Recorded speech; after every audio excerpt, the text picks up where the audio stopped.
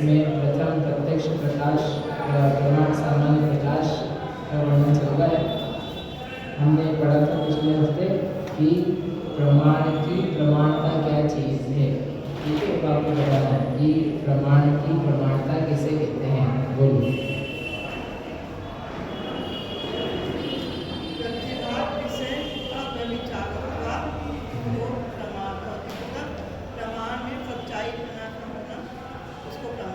प्रमाण में सच्चापना है, हाँ दोष रहित होना। ठीक है।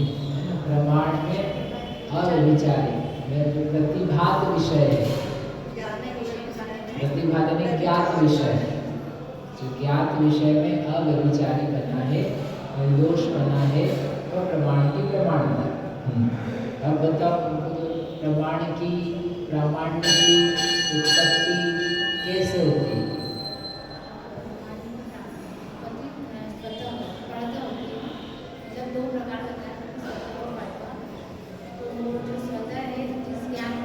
नहीं, किससे होती है बताना आसान। किससे होती है, किसके अनुसार, जैन के अनुसार कि दूसरे मतों के अनुसार।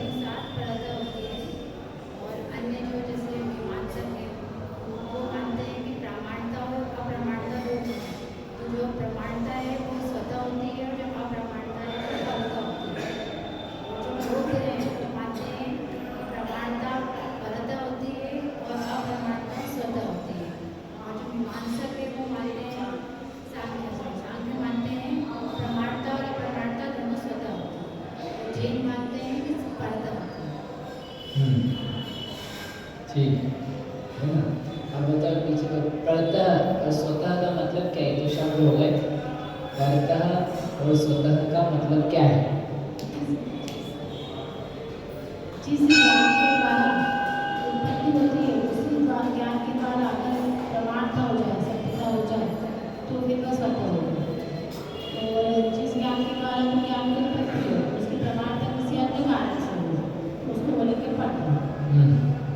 ठीक, पीछे तो इनको आपको बताना है कि परतः में क्या लिया जाता है।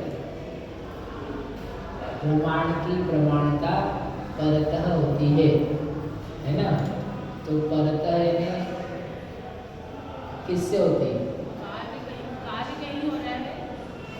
प्रमाण के लिए प्रमाण की प्रमाणता परतः होती है, यानी ज्ञान जिस सामग्री से उत्पन्न हुआ उससे भिन्न कारणों से होती है। इसका तात्पर्य निकला। तो वह भिन्नता का क्या मतलब है, क्या किससे होगी। प्रमाण की प्रमाणता किस प्रकार से नक्की करोगे आप, उत्पत्ति कैसे होगी उसकी। न्याय समझ, प्रश्न के उत्तर, प्रश्न के उत्तर क्या नहीं हमारा प्रश्न आ गया। विषय समझ में आया, विषय कैसे होगा। हाँ, तो बताओ कि एक ज्ञान सच्चा है जिसकी उत्पत्ति कैसे होगी, कैसे उत्पन्न होगा वह कि यह ज्ञान सच्चा है।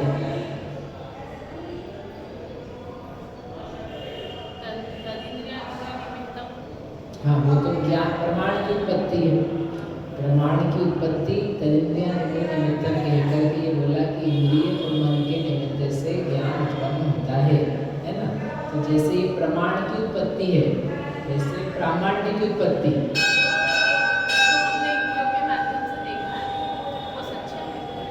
तो वो सच्चा है, वो कैसे पता चलेगा।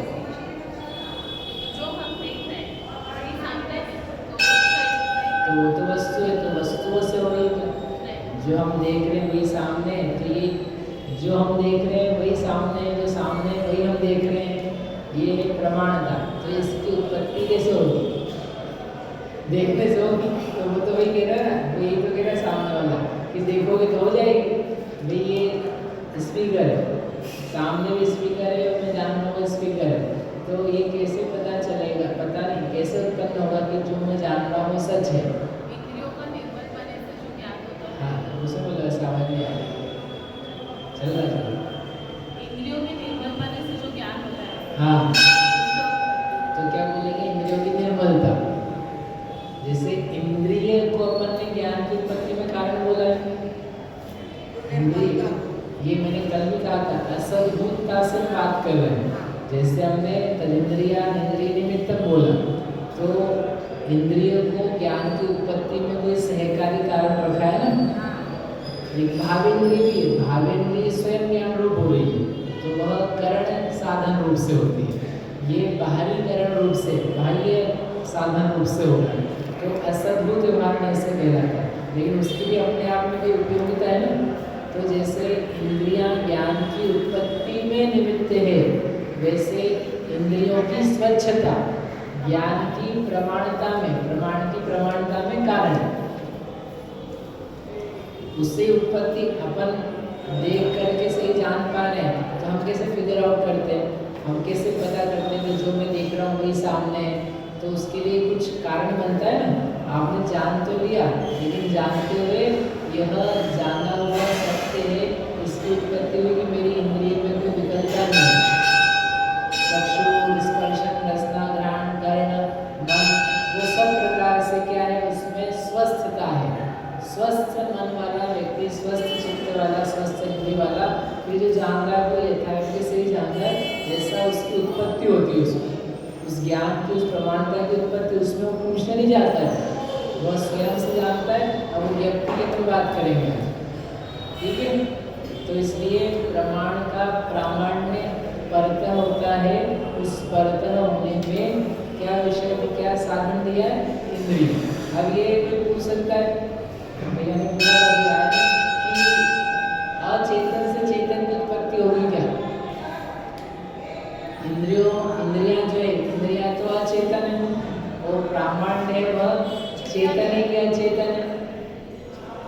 प्रामाण्य जो है, प्रमाण जो है, प्रमाण चेतन है कि अचेतन है? चेतन है। तो प्रमाण की उत्पत्ति अचेतन से होगी, चेतन से होगी? कारण जो जिस रूप होता है वो उस रूप ही परिणमता है। इसलिए ज्ञान ही है प्रमाण, अन्य इंद्रिया प्रमाण नहीं है, जिसमें से वही निकल के आएगा। तो वापस से वही प्रश्न है, प्रमाण की उत्पत्ति प्रमाण से होती है, तो इंद्रियां क्या है? तो उन्होंने कहा था इंद्रिया साधन, क्योंकि वो दिख रहा है। अधूरा ज्ञान, असहाय ज्ञान में कुछ सहायता लगती है। अभी आप आंखों से जानते हो, आंखों से जानने में भी चश्मा तो पहनना पड़ता है, तो सहायता लगती है।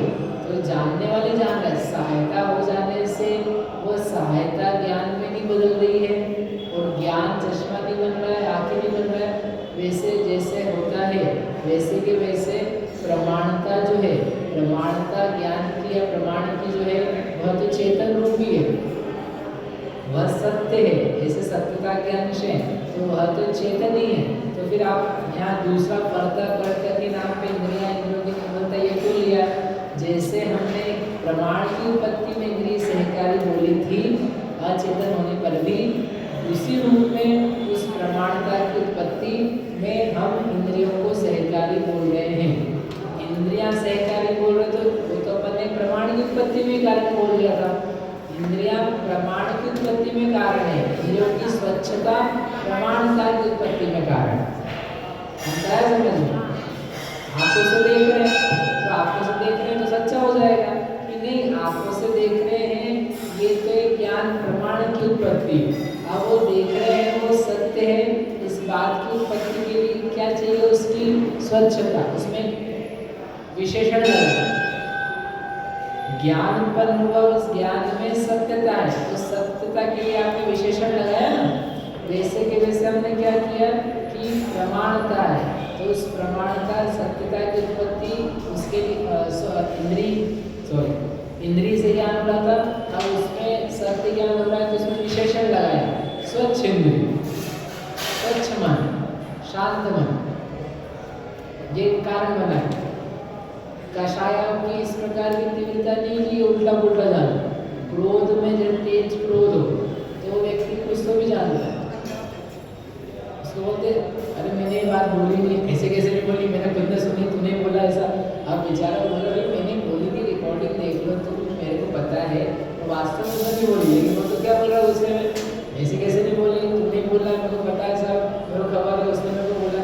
तो वो जो गुस्सा आ गया उसको, अब वो गुस्से में आकर के जो जान रहा है तो उसकी क्रोध से क्या हो रही है, विकलता हो रही है। माया चाप और तीव्र लोभ हो, तीव्र लोभ में, तीव्र काम में जो सत्य सामने वो प्रकट नहीं होता, वो प्रमाणता नहीं आती। ये जो कामुकता में चीज जान रहा बोल रहा है, सच में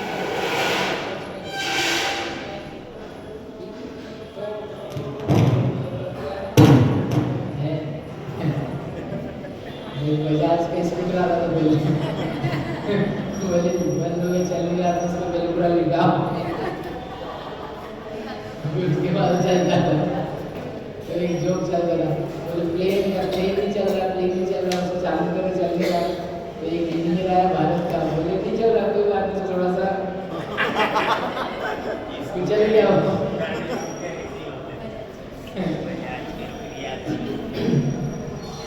ठीक है भैया, आप आए हैं, बात कर ली पुरानी कि इंद्रिया जैसे अचेतन होने पर भी ज्ञान की उत्पत्ति में बहिरंग सहकारी कारण है, वैसे ही प्रामाण्य,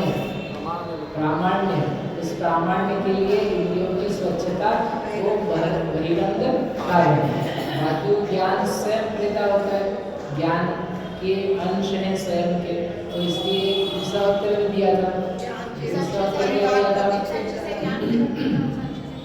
जिन अंशों से ज्ञान उत्पन्न होता है उनसे भिन्न अंशों से प्रामाण्य होता है। ये एक के अंतर्गत ही उत्तर दिया। जैसे ज्ञान स्वतः परिणमित होता है, ज्ञान में लायकात, योग्यताएं, ज्ञान की शक्ति है परिणमित होने की, तो वैसे उन अंशों में भी स्वतः प्रामाण्य और प्रमाण को उत्पन्न करने की शक्ति है। ऐसे करके अचेतन से चैतन्य उत्पन्न होना एक सहकारी कारण माना जाता है।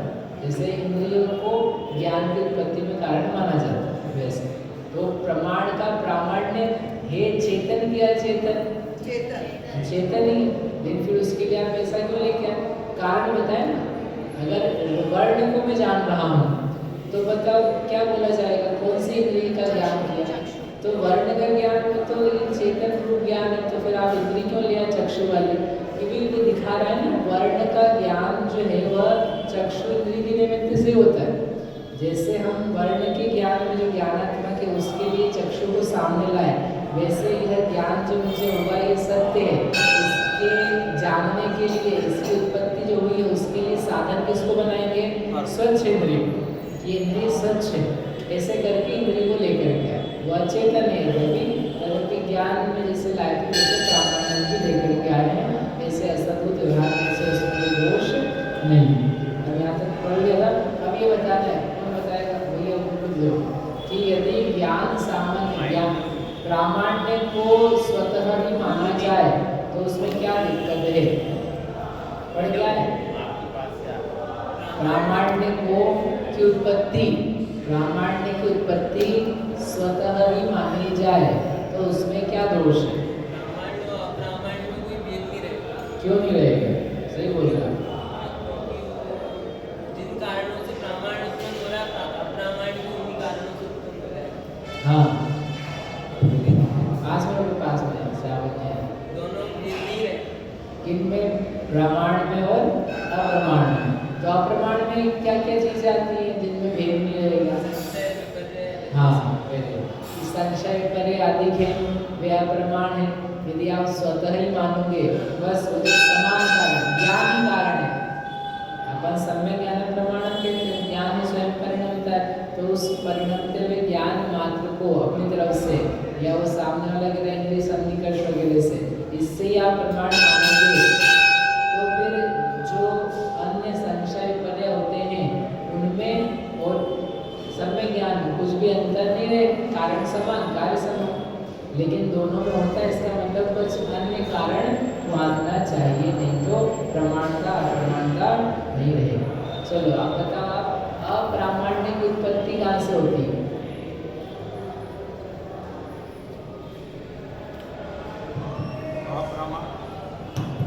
अप्रामाण्य की उत्पत्ति ज्ञान में अन्यथा कारणों से होती है, जैसे इंद्रियों की अस्वच्छता और उससे ज्ञान में संशय विपर्य या अन्यथा रूप जानना होता है। तो स्वतः होती है कि पड़ता होती है। पढ़ता हूँ।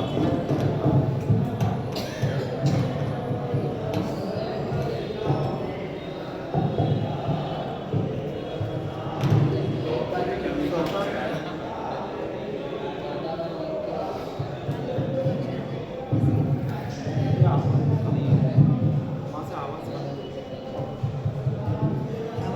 आवाज़ कम है। थोड़ा चल रहा है, थोड़ा नहीं चल रहा है। इसकी आवाज़ कम है।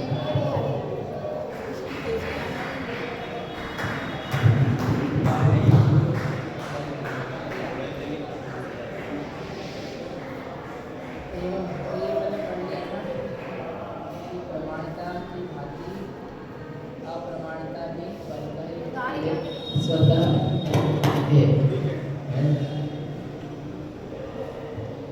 अब ये लास्ट का पढ़ना बाकी था, वो पढ़ लेते हैं। 19 नंबर का पैराग्राफ है, इसमें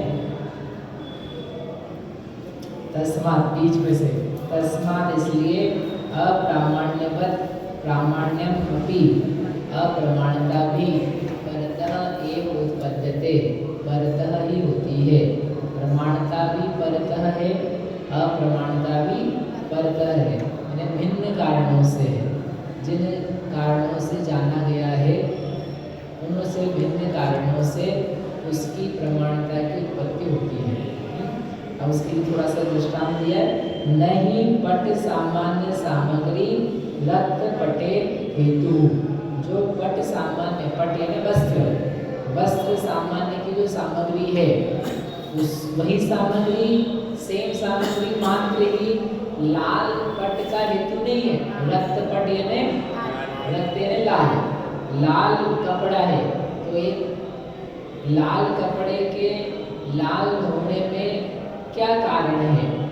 कपड़ा, कपड़े से लाल हुआ है, ठीक है। तो वो समय साल में जाना कि कपड़ा कहाँ से लाल हो गया, लाल अभी अपन ये समझो एक कपड़ा है लाल हो रहा है, तो लाल रूप परिणमित हुआ, तो उसके लाल रूप परिणमने में यानी लाल होने में वो कपड़े ही कारण है। तो कपड़ा कारण है। देखो वो जो आध्यात्मिक है कि वस्तु स्वयं है, उसका स्वयं कारण है, उसमें स्वयं में सब कुछ है, वो अपनी जगह ठीक है। लेकिन अभी क्या कहते हैं, कारण कार्य व्यवस्था की बात कर रहे हैं, तो उसमें भिन्न जो कारण है उनको अपन नकार नहीं सकते। कोई भगवान मोक्ष में गए हैं, मोक्ष में गए तो उनके स्वयं की योग्यता थी, उस समय उनका उस ऊर्ध्वगमन स्वभाव था, उनका केवल ज्ञान होने का समय था, वो सब था, ये आप बोल रहे हो। लेकिन आप इस बात से इनकार नहीं कर सकते हो कि उनके घाती कर्मों का अभाव हुआ, उनके शुक्ल ध्यान की उत्पत्ति हुई है, उनके छपने के कारण होकर के विशुद्धियाँ हुई है, उन बातों का आप मना नहीं कर सकते हो। वो कार्य भी तो हुए, वो कार्य नहीं हुए। कर्म के रहते रहते क्या चला गया है मोक्ष में? क्या कर्म के रहते रहते केवल ज्ञान हो गया? केवल ज्ञान और कर्म की इच्छा के बिना नहीं, वो भी हुआ है, लेकिन इसमें अपना काम हुआ, इसमें अपना काम हुआ।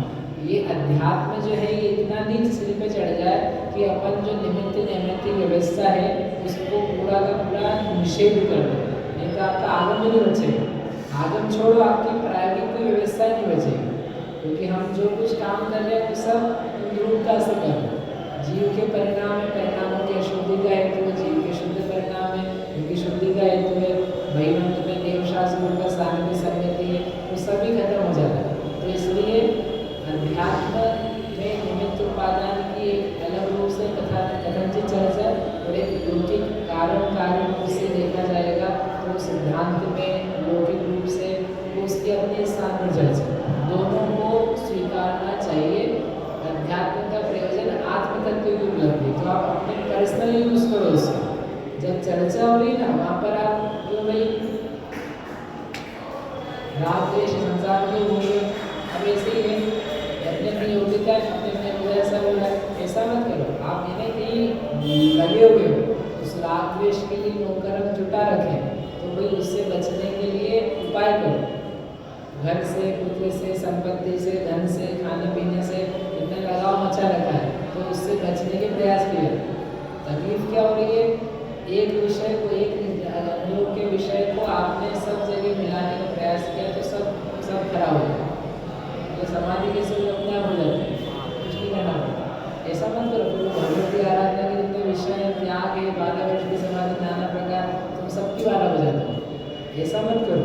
आपका भीतरी विषय है, भीतरी को बाहर मत लगा, बाहर को भीतर मत लगा। सब प्रयास करिए, भीतर प्रयास करिए, भीतर योग्यता से हो, उधर का सबसे मिश्रण से काम बनेगा। ठीक है, तो बोल रहा तो बात क्या चल रही है? कपड़ा है, लाल कपड़ा, कपड़ा था, कपड़ा क्या बन गया? लाल बन गया। तो इस कपड़ा जो है क्या कपड़े के कारण से लाल बन गया, कुछ और भी कारण था? क्या कारण था? कोई लाल रंग डाला होगा तुमने तो लाल बना है, इसी तरह बन जाएगा। तो कह रहे हैं कि पट सामान्य सामग्री जो है वह नहीं है। पट रक्त पटे हेतु, रक्त पट में केवल कपड़ा ही हेतु नहीं है। तद्वत उसी की भांति न ज्ञान सामान्य सामग्री, जो ज्ञान सामान्य की सामग्री है, ज्ञान का परिणमन है, ज्ञान की उत्पत्ति में जो अवधि है वह ही मात्र प्रमाण ज्ञान हेतु, वह प्रमाण ज्ञान में हेतु नहीं है। तद्वत न पे लिख दिया, तो आपको लिखा है तद्वत उस रक्त वस्त्र के रक्त होने में जैसे कपड़ा सामान्य मात्र कारण नहीं है, उसी प्रकार ज्ञान सामान्य सामग्री जो विशिष्ट प्रमाण ज्ञान है, सच्चा ज्ञान है, उसके होने में हेतु नहीं है। भिन्न कार्यो भिन्न कारण प्रभवत्व अवश्यम भावात् इति, जो भिन्न कार्य है, भिन्न कार्यों में भिन्न कारणपना अवश्य ही होता है। यानी भिन्न कारणों से प्रभव है उत्पत्ति, भिन्न कारणों से उत्पन्न होने से ही भिन्न कार्य होते हैं। कार्य भिन्न है तो कारण भिन्न होंगे। हाँ, भिन्न कार्य है तो कारण भिन्न होंगे। यदि समान कार्य होते तो समान कार्य होगा। आपने एक रोटी बनाई, गोल बनी, दूसरी रोटी बनाई, गोल बनी, तीसरी रोटी बनाई, गोल नहीं बनी, तो क्या कारण रहा? अरे आप लोग भी वही बोलते होंगे, वही आटा है, वही मैं हूँ, वही चौका है, वही तवा है, लेकिन पता नहीं क्या हो गया, 2 रोटी तो अच्छी फूली, तीसरी रोटी अच्छी फूली नहीं, कैसी गोल की चपटी हो गई, तो क्या कारण? पता नहीं क्या हुआ, ऐसा नहीं हुआ। तो आपको क्वेश्चन तो आता है, वो उत्तर नहीं मिलता, लेकिन आप ये समझो कि कारण भिन्न हो गए। क्या कारण भिन्न हो गए? क्या था कि गैस है वो ज़्यादा तेज हो गई, मंदी हो गई, या फिर बेलने वाले ने आपने बेलते ज़्यादा बेल दिया, उसको पतली ज़्यादा हो गई, या उसमें फूलने की जगह ही नहीं बची है। समझे मैडम? बनाई कि नहीं बनाई? कभी चिपक गई, नहीं बन पा रही, नहीं फूली हो, सेके ज़्यादा हो गए, या आपने सेकते सेकते ध्यान नहीं रखा, ध्यान के फोन में अरे घंटी बज गई, तो वहाँ चला गया, बेचारी क्या करे, वो चिपक गई, जल गई। तो कारण भिन्न मिले थे। आप ये कह रहे कि मैं वही हूँ, चकला वही है, बेलन वही है, आटा वही है, आटे को भी कुछ आपने टेढ़ा मेढ़ा नहीं किया, एवरीथिंग इज सेम होने पर भी क्या हो गया? तो कुछ तो कारण है, कुछ तो कारण है, होता है कि नहीं? ऐसी रोज का विषय देखो कि वही हम हैं, वही सुबह, वही घर है, लेकिन आज अच्छा हो रहा है, आज बुरा हो रहा है, अच्छा लग रहा है, बुरा लग रहा है, वही क्लास है, वही पढ़ाने वाला है, वही विषय पढ़ाने दो दिन से कैसे भी पढ़ा, लेकिन कभी अच्छा लग रहा है, बुरा लग रहा है, कभी कैसे लग रहा है सामने, क्यों हो रहा है ऐसा?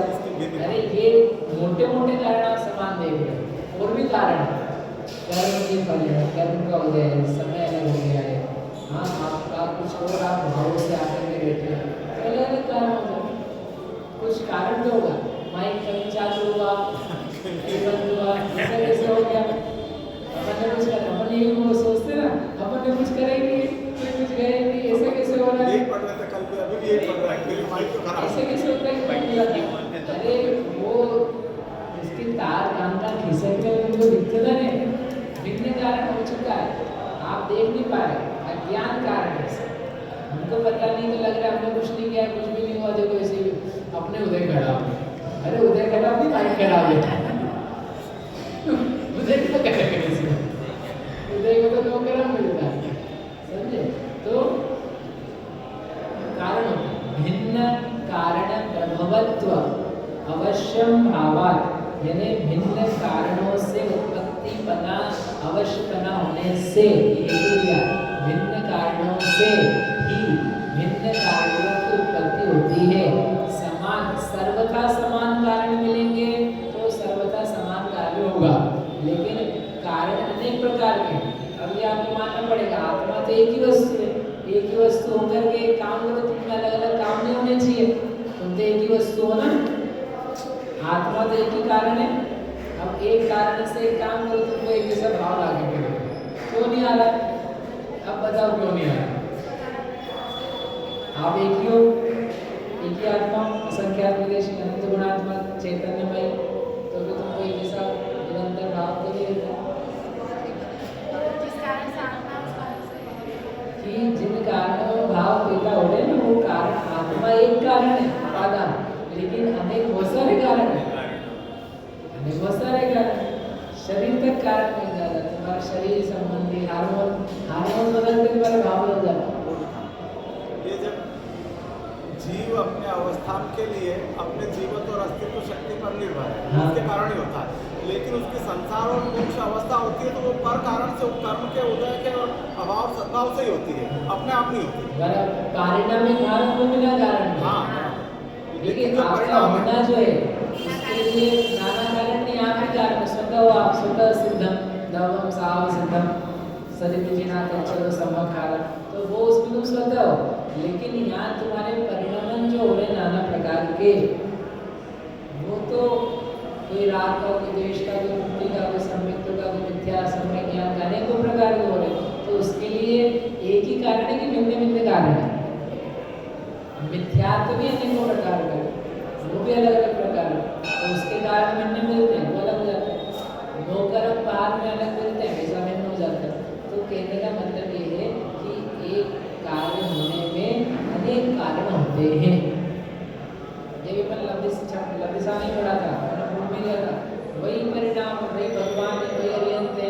अभी तो उपयोग भी नहीं किया चल रहा है, अब यहाँ पे ध्यान हो गई, त्रिविधि समुद्यात अचानक कैसे हो गया, या आवर्जित कर्म में कर्म की निद्रा ज़्यादा कैसे हो गया, अभी तो समाधि की विशुद्धि समाधि में लगा आपने कहा था, क्योंकि वो सब ठीक है, लेकिन आयु क्षय हो गई ना, आयु क्षय हो गई तो वो भिन्न कारण हो गया, उस भिन्न कारण से कर्म की निद्रा भिन्न प्रकार की होगी, भले परिणाम समान, परिणाम ये अकेला कारण नहीं है, दूसरा भी कारण। इसलिए क्या होना चाहिए, दृष्टि बड़ी होनी चाहिए, एक ही कारण, आत्मा कारण नहीं, उपादान दृष्टि से, लेकिन विमुक्त दृष्टि से हो सकते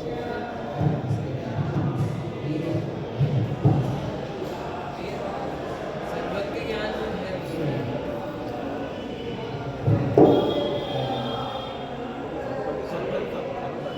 सर्वज्ञ ज्ञान है, उसमें कैसे रहता है? सर्वज्ञ का ज्ञान तो उत्पत्ति स्वतः बनता है, क्या प्रमाण वाली उत्पत्ति? प्रामाणिक प्रमाण स्वतः है ना, दूसरे का अवधि मना पहले केवल ज्ञान है, तो हमें क्या है, अन्य भिन्न कारण की ज्ञान ही अपने आप में निर्मल, लेकिन जिसमें हमने साहित्य उत्पत्ति बाहर से करवाई थी इंद्रियों से, तो उसकी प्रमाणता के लिए क्या है, इनके कारण से।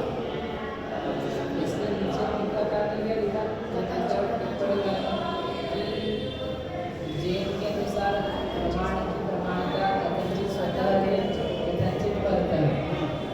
ये जो ज्ञान किया जा रहा है ना, यहाँ पर क्या है, जो ज्ञान आपको हमको प्राप्त हो उसकी चर्चा है। बराबर उसी पर कथनचित स्वतः,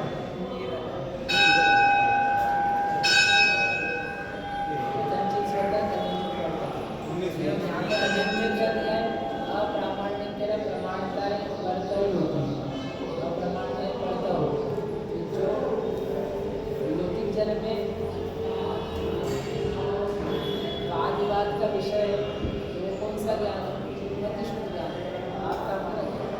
इसलिए यहाँ पे जो इंद्रिय प्रत्यक्ष बोला जाता है, इंद्रिय प्रत्यक्ष बोला जाता है, जबकि आत्म में इंद्रिय का हमको प्रत्यक्ष वो अंतर पड़ जाएगा। ठीक है, इसके अंदर पड़ जाते हैं।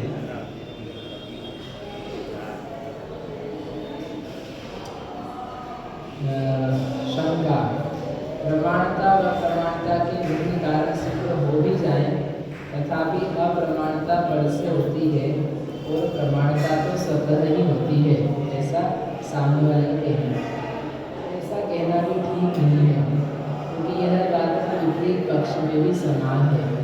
हम यह कह सकते हैं कि अप्रमाणता तो स्वतः होती है और प्रमाणता पर से होती है, इसलिए अप्रमाणता की तरह प्रमाणता भी पर से ही उत्पन्न होती है।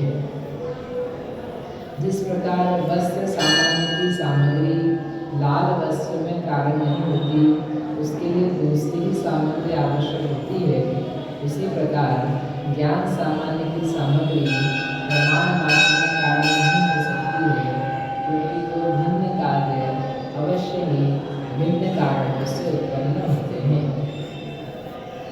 ऐसा है।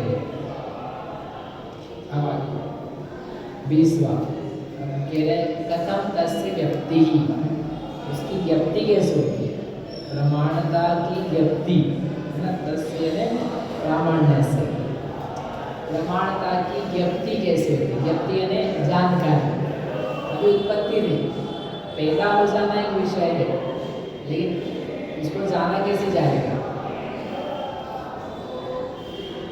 ज्ञान पैदा हो गया तो ज्ञान को जानेंगे कैसे, तो ज्ञान को ज्ञान से जानेंगे। और ऐसे प्रमाणता उत्पन्न हो रही है, सच्चाई पैदा हो रही है, तो सच्चाई को जानेंगे कैसे, सच्चाई ऐसे कैसे जाने, यह जो ज्ञान है सत्य जानेंगे कैसे, उसको बोलते हैं व्यक्ति। इसलिए दो अलग अलग विषय बनाते हैं, उत्पत्ति और व्यक्ति। उत्पत्ति यानी पैदा होना, प्रकट होना, और व्यक्ति यानी उसकी जानकारी होनी, है ना। तो व्यक्ति उस प्रमाणता की व्यक्ति निश्चय कि हाँ जो जाना है वो सच ही जाना है, ऐसा निश्चय किस प्रकार से होता है, निश्चयात्मकता की बात है। अभ्यस्ते विषये स्वतः अनभ्यस्ते तु परतः, जो अभ्यस्त विषय है उसमें वह निश्चय जो है प्रमाणता का वह स्वतः होता है, और जो अनभ्यस्त विषय है उसमें परतः होता है। अब फिर से दो शब्द आए हैं, स्वतः और परतः। अब यहाँ स्वतः परतः का भिन्न मीनिंग है। जो स्वतः परतः का अर्थ हम पहले कर आए हैं उत्पत्ति के विषय में, वही इस यहाँ पर स्वतः परतः नहीं है।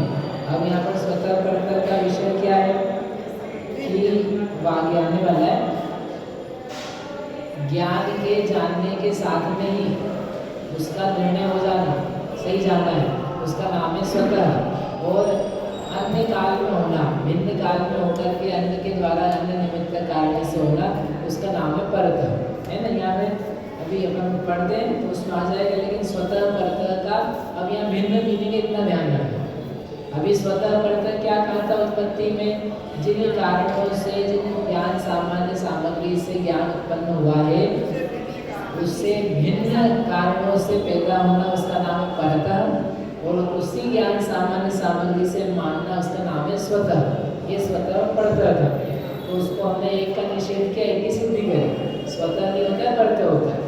अब यहाँ पर स्वतः परतः है व्यक्ति के विषय में, निश्चय के विषय में, तो शब्द वही है स्वतः परतः, लेकिन उसका अर्थ अलग है, इतना ध्यान रखना है ना।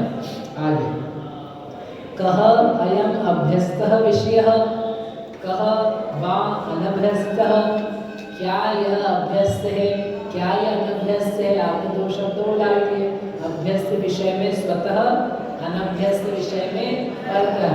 तो ये अभ्यस्त अनभ्यस्त क्या होता है, उच्चते बोलते हैं, बताते हैं। परिचित स्वग्राम तटाक जलाधि ही अभ्यस्तः तत् व्यतिरिक्तः अनभ्यस्तः। जो परिचित है, अपना स्वपरिचित, अपने परिचित स्वयं का ग्राम यानी गांव है, तटाक, तटाक यानी तालाब है, उन गांव के सरोवर का, तालाब का जलादि, जो जल आदि है वह क्या है, अभ्यस्त, वह अभ्यस्त विषय। बेसिकली जिसको अपन ने अच्छे तरीके से जाना हुआ है, जहाँ का अपने को परिचय है, उसके बारे में जो ज्ञान आदि होते हैं उसको बोलते हैं अभ्यस्त। और तद व्यतिरिक्त जो स्वयं का परिचित नहीं है, जिसके बारे में जानकारी नहीं है, उसके बारे में जो जानकारी करनी होती है वह क्या है, अनभ्यस्त है। जैसे कोई यहाँ पर आकर के पढ़ा है तो वो पढ़ा रहा है, वो सही पढ़ा रहा है, ऐसा आपको कैसे पता चलेगा, इसका निश्चय कैसे होगा? पहले हमने सुना होगा, समझा तो होगा। परिचित से पढ़ रहे हो लोगों का क्या होता है, परिचित से पढ़ रहे हैं तो क्या है, अभ्यस्त है, ये आदमी जो बोल रहा है सब सही है, तभी वो गलत हो सकता है, लेकिन एक जनरल बात कह रहे हैं। तो परिचित है तो क्या है, अभ्यस्त विषय, और अपरिचित है, कोई नया व्यक्ति आकर के बताया वो वही बात नहीं बताया जो आपने पढ़ी हुई है, फिर भी व्यक्ति सावधानी से कहाँ क्या बोल रहे हैं, सम्यक दर्शन ज्ञान चारित्राणी मोक्ष वाला को बोल रहे हैं, कुछ और बोल रहे हैं, निश्चय से व्यवहार से क्या बता रहे हैं, तो ऐसे सुन के फिर उसके बारे में अभ्यस्त हो जाता ना कि हाँ सब सही, अच्छा है, सब बढ़िया। तो परिचित क्या होना चाहिए, परिचित स्वग्राम, उसके जल आदि की जो है उसके विषय में ज्ञान होता है, वो क्या कहलाता है, वह अभ्यस्त विषय कहलाता है, और जो अन्य है वो क्या कहलाता है, अनभ्यस्त कहलाता है। उसके अभ्यस्त के विषय में जो फिर निश्चय होगा वह स्वतः हो जाएगा, उसके लिए दूसरे से पूछने की या अन्य काल में जाने की जरूरत नहीं होगी, ज्ञान के जानने के काल में ही उसका निर्णय हो जाता है, निश्चय हो जाता है। वो जो अनभ्यस्त विषय है तो उसमें जब जाना है उससे अन्य काल में उसका निर्णय होता है। हमने आपको बता दिया आत्मा के अनुभव से ही आपका कल्याण होगा, लेकिन आपका विषय अभ्यस्त नहीं है, तो सुन तो लिया है, निश्चय ये तो ये बोला ऐसा है, लेकिन अब पढ़ करके अन्य जगह से देख करके अन्य ग्रंथ में जा करके ऐसे ही लिखा है कि नहीं, ऐसा है कि नहीं, हमने किसी आचार्य आदि से पूछ करके फिर निर्णय बता दिया तो हाँ ऐसे होता। आत्म संवेदन से रत्नत्रय की निर्मलता स्वच्छता उपलब्धि होती है, ऐसा आचार्य आदि के माध्यम से भी जान करके क्या हो गया उस विषय में, जो आपने सुना था, सुन तो पहले लिया था, जान पहले लिया था, लेकिन निश्चय कब हुआ, अन्य काल में, निश्चय अन्य काल में किया, उसको बोलते हैं परतम। आत्मा का अनुभव हो गया लेकिन उसका निश्चय अभ्यस्त के अनभ्यस्त है, तो अनभ्यस्त विषय में हो सकता है कालांतर में अभ्यस्त हो जाए, सही है, यही आत्मा, ऐसी आत्मा, इसलिए लिखा ना हमने, यह जो आत्मानुभूति है यह ही ज्ञान की अनुभूति है, अन्य नहीं, ऐसा जानो।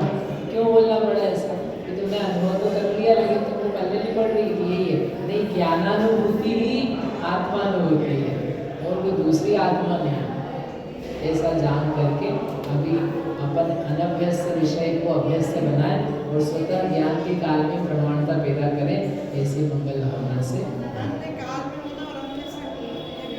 अन्य काल तो वो अन्य से होंगे तो उसके लिए कुछ ना कुछ अन्य भी कारण बनता रहेगा, आपका विचार भी कारण बन सकता है, आप पूछोगे, जानकारी मिलाओगे, पढ़ोगे, कुछ सोचोगे, फिर नेक्स्ट होगा।